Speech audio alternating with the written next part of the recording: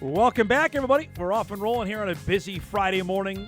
Corey Provis joining us about 15 minutes. Give us an update on the Twins.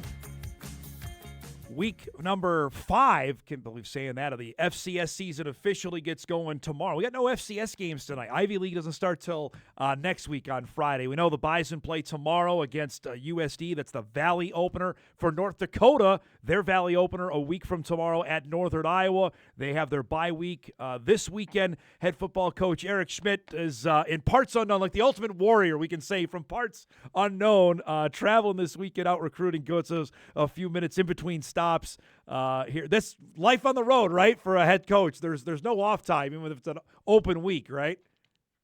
Yeah, great time to be able to get out and watch some high school football. So appreciate you having me on, Dom. All right, so 4 weeks in, tell me how you think. They're watching from afar. I think I can sit here and be the guy and say you could be 4-0. You agree with that?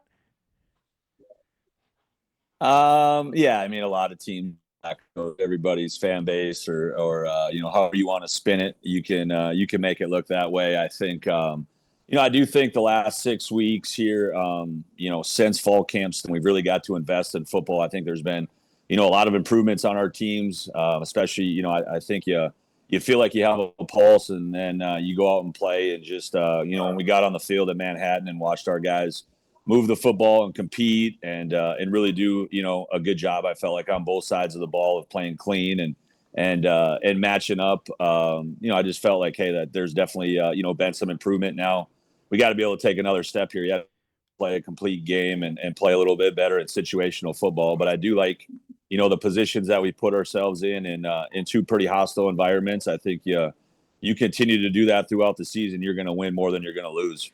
Coming off the field in Manhattan, did you think we might be better than I initially thought? What were your thoughts when you left the game at Kansas State? Yeah, I mean, I don't put I think that's sometimes that's what your fan base and fans are awesome, but they're fanatical, too, as well. It's why you call them fans, and people want to make assessments and all those things after one game. I think, obviously championship teams have to do it throughout an entire season. And, I was, the effort, the energy, the focus, I think, those things were really good. We didn't beat ourselves. We weren't, heavily penalized or anything like that.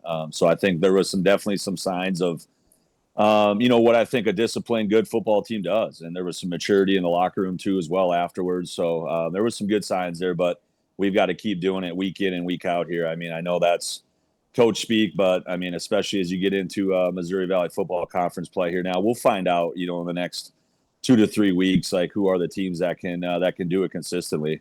Jerry's play through the first 4 games, Eric, how would you evaluate how Kaminsky's played, in your opinion? I've been really pleased with him. I think that was the one thing, like getting on the field in Manhattan and watching him operate, where I was very happy. He's taken a step, just playing really confidently. I think, that was really the reason that we went with Jerry is, he had an extra year in the system with Coach Frichte, and just listen to him and Isaac talk to each other. It was, just next level conversations. He had been through it an entire year, and to his credit, we talked about this before, but a lot of kids, just as they go through their career, they want things early on. And he probably wasn't ready a year ago, and needed a year to be able to evolve and get better.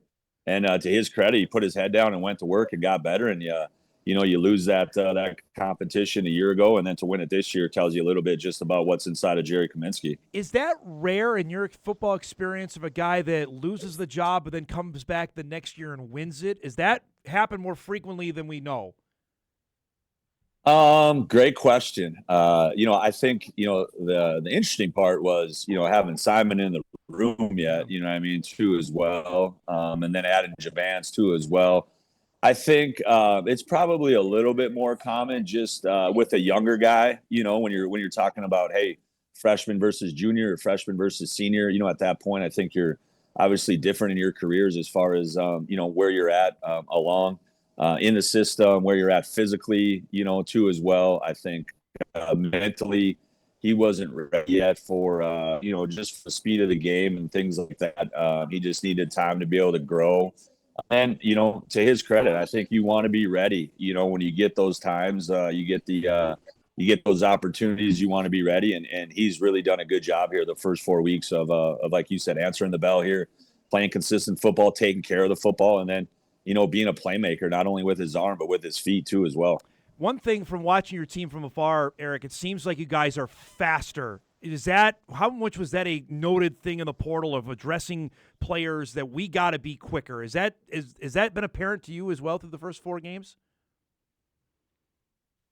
Yeah, I think so. I think that would be a fair assessment. I think especially in the secondary was something that we felt like we had to be able to run and hit better than we had in the past, be able to cover ground, be able to match up on good receivers and on good tight ends and those things too as well. So I definitely feel like, we've charted things here now, missed tackles and block destruction and things like that we can get better at. But I still think we can get better at some of those things too as well. But as far as like explosive plays, guys doing a good job of being able to stay on top of receivers, forcing teams to really methodically move the ball down the field. I think, it's hard to do that on offense. Sooner or later you're going to get off schedule, or the defense is going to make a play. You're going to get behind the chains, and then the defense is going to find a way to get off the field. And I think our guys have done a pretty decent job of that, of running and hitting and getting people on the ground when they've had opportunities to. Give me the backstory on getting B.J. Fleming to Grand Forks, and has he even surpassed what you thought he could do through the first 4 games?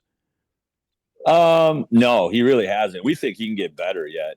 That's something that we've been impressed, from day one as far as his speed. You do a lot of homework in the portal and talking to people, strength coaches, different people from Northern Arizona about, hey man, this guy's he's got a lot of talent. It was just a matter of, I think, the relationship piece, like really digging into who BJ Fleming is and what he's about. And, I think our coaches have done a great job of that. And now we're trying to, get him to go to even another level yet. He's shown glimpses, and, he's definitely a guy that we want to be able to get to the football to. And, the next piece of this too as well, Corey Ty has been, in certain weeks has played well. Our tight ends have definitely been a bigger part of our offense here too as well. Early on in the season, we have to continue, to develop other weapons yet in our offense and become even more diverse than we have the first 4 games. I know you got to get going here. I'm just curious, would you like to be playing this weekend, or do you need the bye? I know sometimes you get a good groove going, like, yeah, we want to keep going, or was this welcome for this weekend to not play? Yeah, no, I think it came at a good time for us, Dom. It's a natural separator between the non-conference and the conference season for us. 4 weeks in, we've been grinding on these guys pretty hard since the end of July.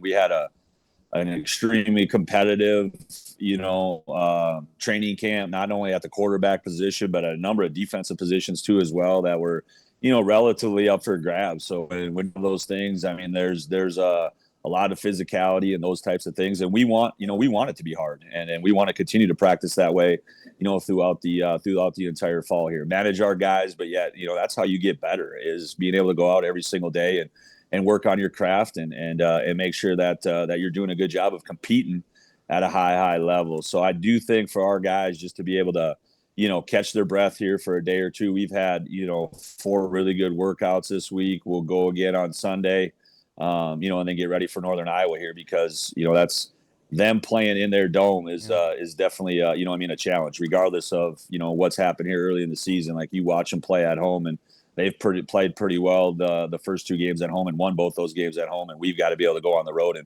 and play tough and play physical and be able to handle, a 4-quarter game. So yeah, I think it's come at a pretty good time for us. Thanks so much for doing this, bud. I know you're traveling this weekend. Safe travels, and we'll talk soon, okay? Thanks for doing this morning. Yeah, no problem. You have a good weekend, Dom. Thanks, bud. There he goes. Eric Schmidt joining us from parts unknown, traveling on the recruiting trail. UND head football coach. Fighting Hawks open up. He's dead on about it. We'll talk about this next week, about that game. The first 3 for UND. Northern Iowa, Youngstown State, at SIU. You got to win 2 of those 3. You just flat out have to. If you're going to be considered a playoff team, considered in the mix in the Missouri Valley Football Conference, you cannot lose to Northern Iowa on the road, and you got to beat Youngstown at home.